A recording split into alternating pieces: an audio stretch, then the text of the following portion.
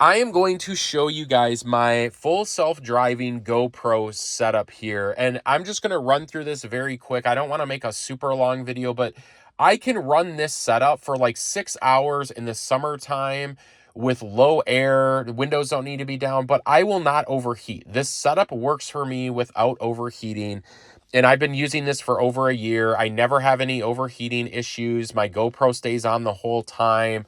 It's fantastic. So, first thing you need a GoPro Hero 12 Black or a 13. You cannot go any lower. I've tested everything. I've had every GoPro since the original GoPro. It needs to be a 12 or higher. If you go with an 11 or 10, I know they might be cheap used online, but 12s are becoming cheap as well.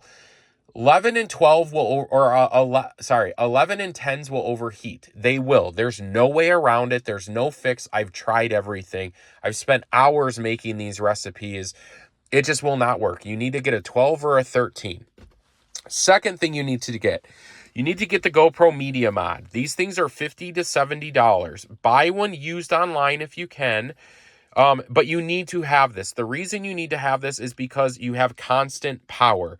Constant USB power. Constant USB power at the exact same voltage you need for your GoPro to work. So this also opens up another option is you have a headphone jack here, so you can plug in a wireless microphone.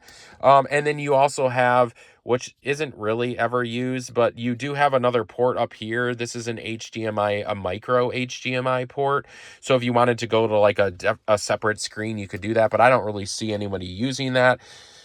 But it opens up options for you. The reason you need to have this is because you need to run your GoPro without a battery in it. You need constant power. Batteries create heat. Heat has no way to get out of this thing, and so it heats up your sensor and the camera shuts off. You need to have this Media Mod. Now, I know most of you might say, I'll take a USB-C and I'll just run it right here on the side of the camera.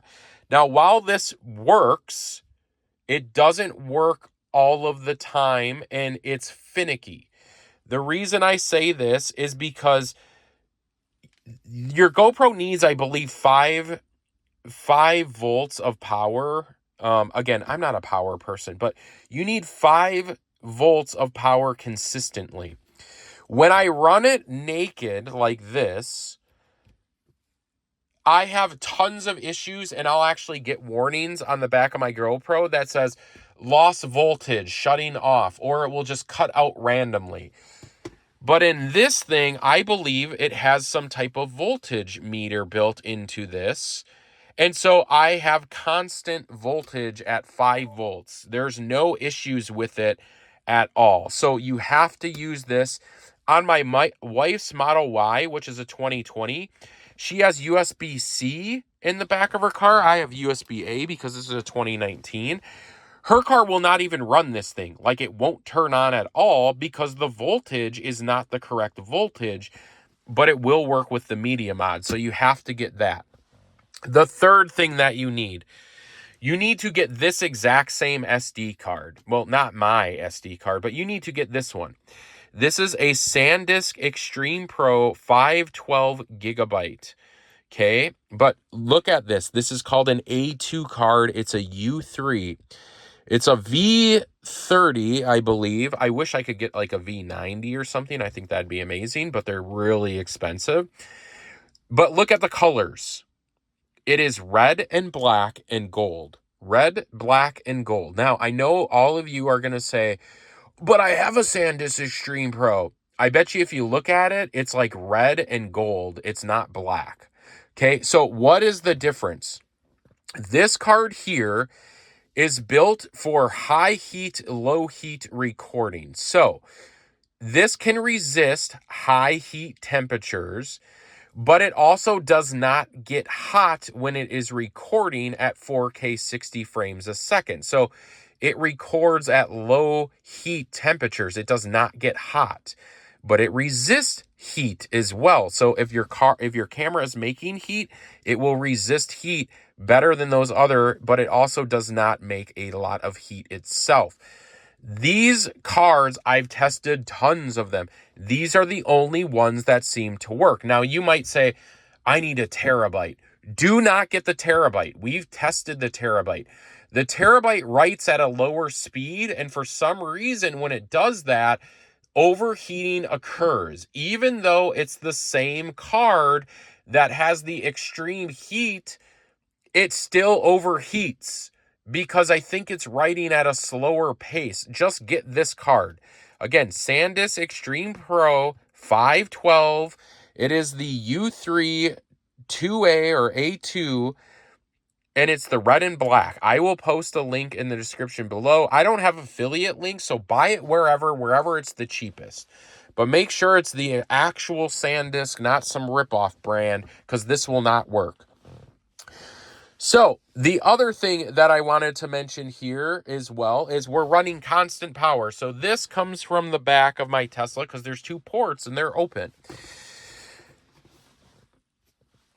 One of the biggest things on this camera, and I'll power it on with direct power, but again, you don't want to run the camera this way because after like a few minutes, you'll get the error that says, hey, this isn't working. There's no voltage.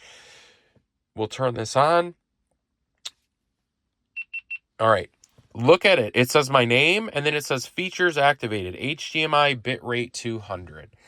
So you might say, what the heck is that? I've never seen anything like that on my camera. This is the key thing.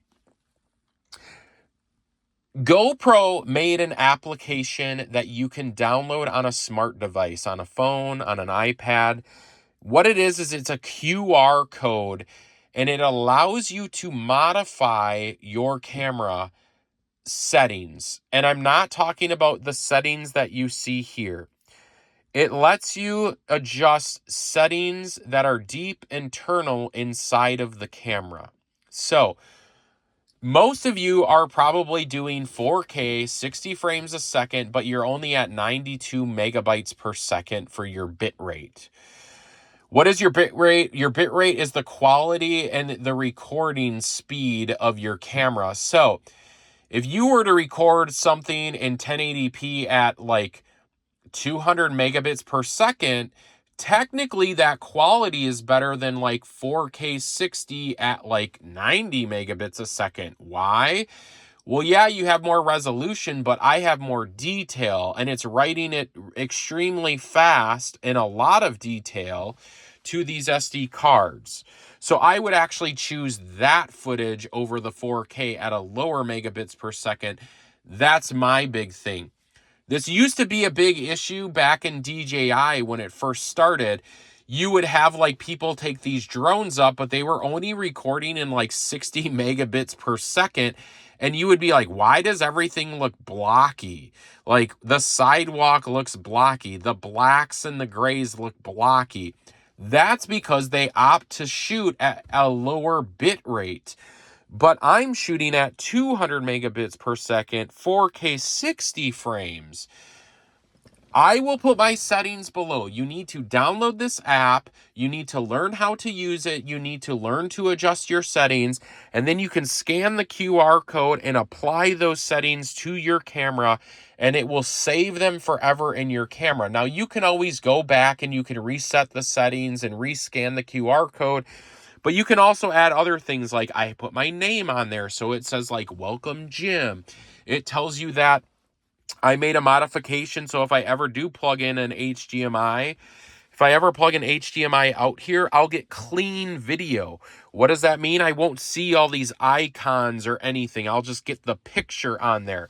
That is all done through the application. If you copy my settings, which are in my description below, this is how you will record 4K 60 frames a second for hours and hours without this camera overheating. So that's pretty much it for this video. 2 bonus tips, 2 extra things. This does not affect the camera at all for heat dissipation. So if you're done with this video, feel free to skip off of it. But 2 things. First thing, the Media Mod kit.